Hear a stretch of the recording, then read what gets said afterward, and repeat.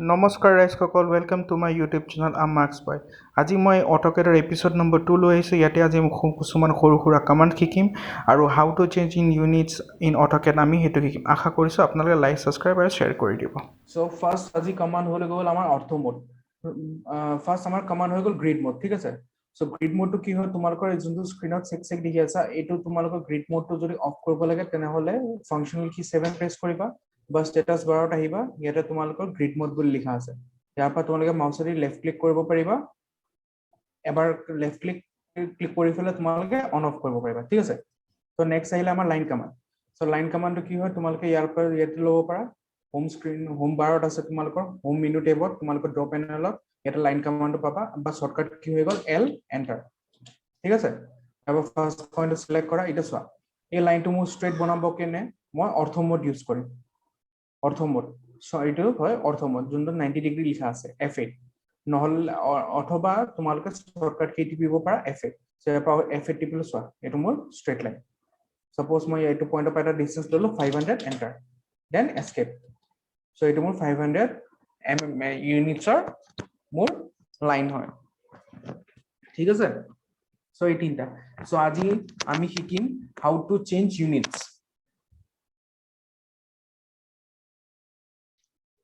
আজি টপিক হ'ব how to change units in AutoCAD, ঠিক আছে। চ' অট'কেডৰ ইউনিটটো তোমালোকে চেঞ্জ কৰিব কেনে তোমালোকে প্ৰেছ কৰিব লাগিব। দুটা অপশ্যন আছে, আইদাৰ তোমালোকে এইটো কি হয় আমাৰ এপ্লিকেশ্যন বাটনত যোৱা। ইয়াৰ পৰা এপ্লিকেশ্যন মেনু খোল খাব, ক্লিক কৰিবা, ড্ৰয়িং ইউটিলিটিজত যোৱা, go to drawing utilities, then go to units. তেতিয়া তোমালোকৰ ড্ৰয়িং ইউনিটছৰ তোমালোকৰ ডিসপ্লে হৈ যাব, ঠিক আছে। আৰু এই বস্তুটো তোমালোকৰ কিবোৰ্ডৰ পৰা আনিব হলে তোমালোকে জাস্ট কিবোৰ্ডত সিম্পল কৰিব লাগিব UN enter, units, UN enter, unit change, ঠিক আছে। এটা ইউনিট চেঞ্জ হলে তোমালোকে ইয়াতে লিখিছা লেন্থ, ইয়াতে টাইপত আমাৰ ডেসিমেল আছে। যদি তোমালোকৰ চোৱা এটা ডাউন এৰোটো টিপিছা, যদি তোমালোকৰ ফিটত আৰু ইঞ্চেছত যদি কিবা ডায়াগ্ৰাম দিয়ে তেনেহলে তোমালোকে আৰ্কিটেকচাৰ আৰু ইঞ্জিনিয়াৰিং চুজ কৰিব লাগিব, ঠিক আছে। ফিট আৰু ইঞ্চেছ যদি থাকে এই দুটা হলে তোমালোকে আৰ্কিটেকচাৰ আৰু ইঞ্জিনিয়াৰিং চুজ কৰিবা। আইদাৰ তোমালোকৰ ডেসিমেলত থাকিব। আৰু ফ্ৰেকশনটো গম পোৱা কি হয়, 1/2 3/4 সেইবোৰ ফ্ৰেকশন, ঠিক আছে। চ' এটা ডেসিমেল ললা আৰু এইটো প্ৰিচিজন মানে আফটাৰ তোমাৰ ডেসিমেল পইণ্ট তুমি আফটাৰ ডেসিমেল পইণ্ট তোমাৰ কেইটা ডিজিট ৰাখিব বিচাৰিছা। এইটো মানে ওৱান্স, এইটো মানে টেন্স, এইটো মানে 100, তোমালোকে কেইটা ডেসিমেল পইণ্ট ৰাখিব বিচাৰিছা। চ' এটা তোমালোকে ফিক্স কৰি ল'বা।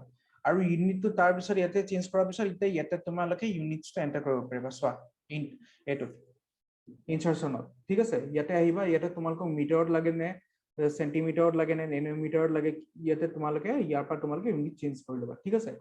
ইয়াতে বাই ডিফল্ট আমাৰ অট'কেডত ফিক্স হৈ থাকে। চ' তোমালোকে ইয়াতে যদি তোমাৰ ৰিকুৱাৰ্ড যোনটো হয় তোমালোকে ইয়াতে চেঞ্জ কৰি ল'বা। আৰু এইটো সদায় ইণ্টাৰনেশ্যনেল ৰাখিবা, units for specifying the intensity of lightning, এইটো সদায় ইণ্টাৰনেশ্যনেল থাকিব। তাৰপিছত এংগেলৰ কেনেও এইটো বেলেগ আছে। আৰু এতিয়া অ'কে, ঠিক আছে, হ'ল। ইউনিট চেঞ্জ কেনেকৈ কৰে গম পালা। চ' আমাৰ ইউনিট চেঞ্জ হৈ গ'ল। চ' এতিয়া আমি আহিলো এংগেল কেনেকৈ বনাই। চোৱা, এতিয়া বেচিকেলি আমাৰ এংগেল কি থাকে, একুইট এংগেল, তাৰপিছত ৰাইট এংগেল, তাৰপিছত অবটিউজ এংগেল। একুইট এংগেলৰ ভেলু ক'ৰ পৰা ডিপেণ্ড কৰে, greater than less than 90 degree, greater than 0 degree, সেইটোকো আমি একুইট এংগেল, ঠিক আছে।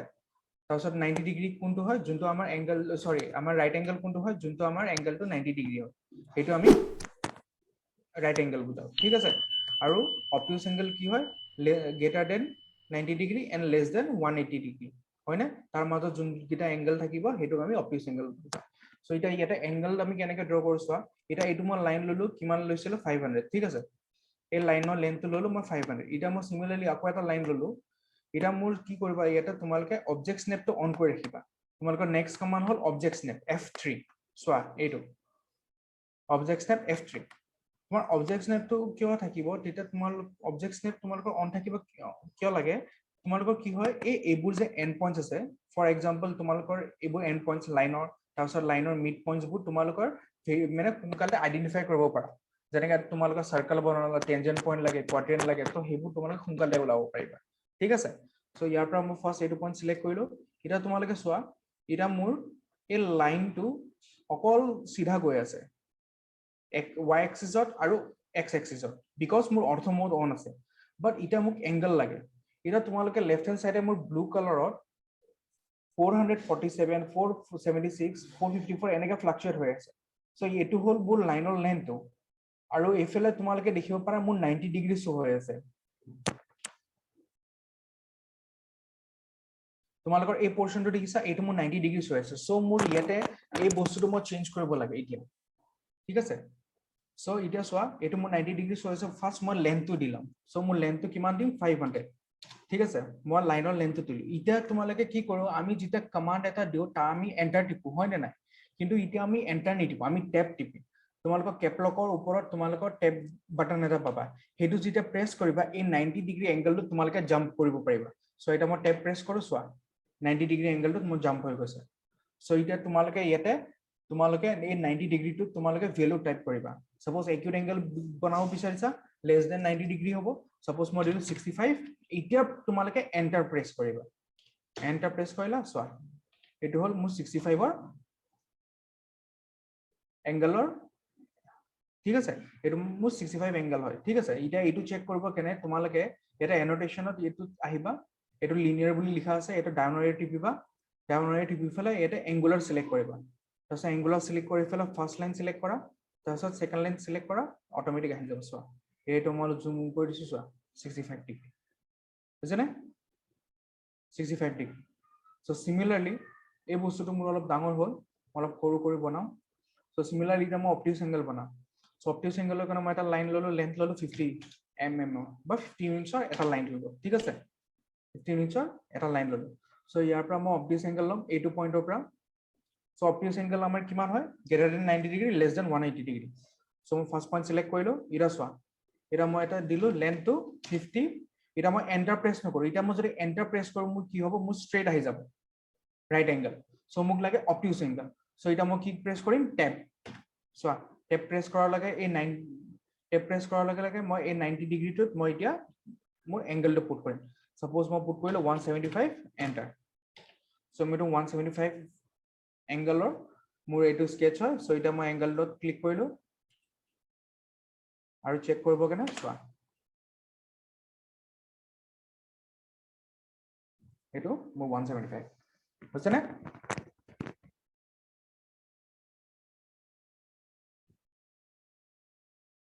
সো সিমিলাৰলি মই এটো একুৰেট এংগল এটা বনাই ললো যত তোমালোকে 70 ডিগ্ৰী টু তোমালোকৰ ভিজিবল হয় আৰু 175 এটো একুৰেট এংগল আৰু এটো অপটিউচ এংগল সো এটা ৰাইট এংগলৰ কাৰণে সিম্পল একো নাই লাইন কমান লোৱা ইয়াৰ পৰা লেন্থটো দিয়া সপোজ ইয়াৰ পৰা ইয়ালৈ 50 দিলা এন্টাৰ তাৰপিছত এইটো পইণ্টৰ পৰা তোমালোকে ক্লিক কৰা তাৰপিছত সিধা ডিসটেন্স দিটা 50 এটো মোৰ ৰাইট এংগল সো এটা এটা এংগুলাৰ টু সিলেক্ট কৰা ডাইমেনশন তাৰপিছত এইটো লাইন সিলেক্ট কৰা ফাৰ্স্ট এইটো লাইন সিলেক্ট কৰা তাৰপিছত এংগলটো শো হৈ যাব সো এইটো মোৰ মেইন তিনটা angle obtuse angle acute angle and right angle ঠিক আছে obtuse acute and right angle so এটা নেক্সট নমস্কাৰ ৰাইজসকল আশা কৰিছো আপোনালোকে আজি ভিডিঅ'টো ভালকৈ বুজি পালে ইয়াতে আজি মই বুজাইছিলোঁ আপোনালোকক বেছিক কিছুমান কমাণ্ডছ যোনটো আমি অটোকেটত ফাৰ্ষ্ট ইউজ কৰোঁতে ইউজ কৰোঁ আৰু আজি মই আপোনালোকক দেখালোঁ হাউ টু চেঞ্জ ইউনিটছ তাৰে ভিতৰত যদি আপোনালোকৰ কিবা ডাউট আছে তেনেহ'লে তলে কমেণ্ট কৰিবলৈ নাপাহৰিব আৰু আপোনালোকক ভিডিঅ'টো পাৰিলে শ্বেয়াৰ কৰিব আপোনাৰ লগৰখিনিকো যাতে জানে আৰু ছাবস্ক্ৰাইব কৰিবলৈ নাপাহৰিব আৰু ছাবস্ক্ৰাইব যদি কৰে তলৰ বেল আইকনটো প্ৰেছ কৰি অল প্ৰেছ কৰিবলৈ কেতিয়াও নাপাহৰিব নহ'লে মোৰ লেটেষ্ট আপডেট ভিডিঅ'ছবোৰ নাহিব আৰু মই প্ৰিভিয়াছ ভিডিঅ'ছৰ ডেছক্ৰিপশ্যনত মই লিংকটো দি দিম আশা কৰিছোঁ আপোনালোকে ইণ্টাৰনেটে সেই ভিডিঅ'ছটো চাব কিন্তু মই এটা ছিকুৱেঞ্চ হিচাপে দিম তো ছিকুৱেঞ্চটো আপোনালোকে যদি ফ'ল' কৰে তেনেহ'লে বুজিব পাৰিব চ' আজি কাৰণে ইমানে ধন্যবাদ থেংক ইউ